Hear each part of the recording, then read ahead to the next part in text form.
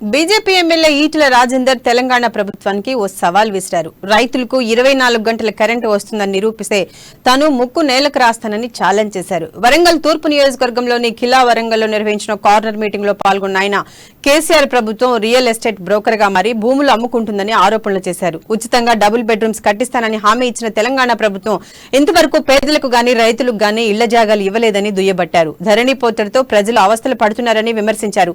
దేశంలోనే ఎక్కువగా మద్యం తాగే రాష్ట్రంగా తెలంగాణ రికార్డుకెక్కిందని వ్యాఖ్యానించారు. బీజేపీ ప్రభుత్వం వస్తే పింఛన్లు పోతాయని తప్పుడు ప్రచారం చేస్తున్నారని ఆగ్రహం వ్యక్తం చేశారు. బీజేపీ అధికారంలోకి వస్తే పింఛన్లు ఎక్కడా పోవని ఇంకా పెంచుతామని హామీ ఇచ్చారు. కేసీఆర్ ప్రభుత్వం పోతేనే మన పిల్లల బతుకులు బాగుపడతాయని అన్నారు.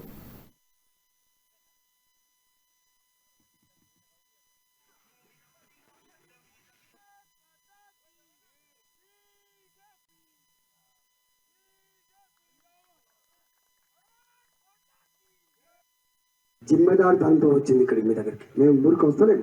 నరేంద్ర మోడీ గారు స్వయంగా, అమిత్ షా గారు స్వయంగా తెలంగాణ ప్రజానికం తల్లిపోతున్నారు.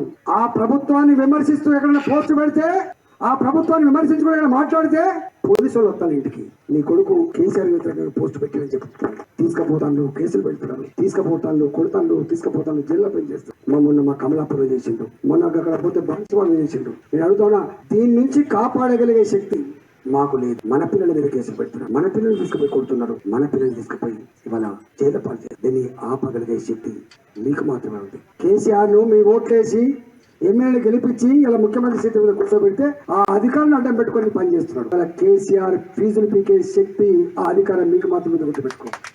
జిమ్మెదారు దాంతో వచ్చింది ఇక్కడికి మీ దగ్గరికి. మేము ఊరికి వస్తలేము. నరేంద్ర మోడీ గారు స్వయంగా, అమిత్ షా గారు స్వయంగా తెలంగాణ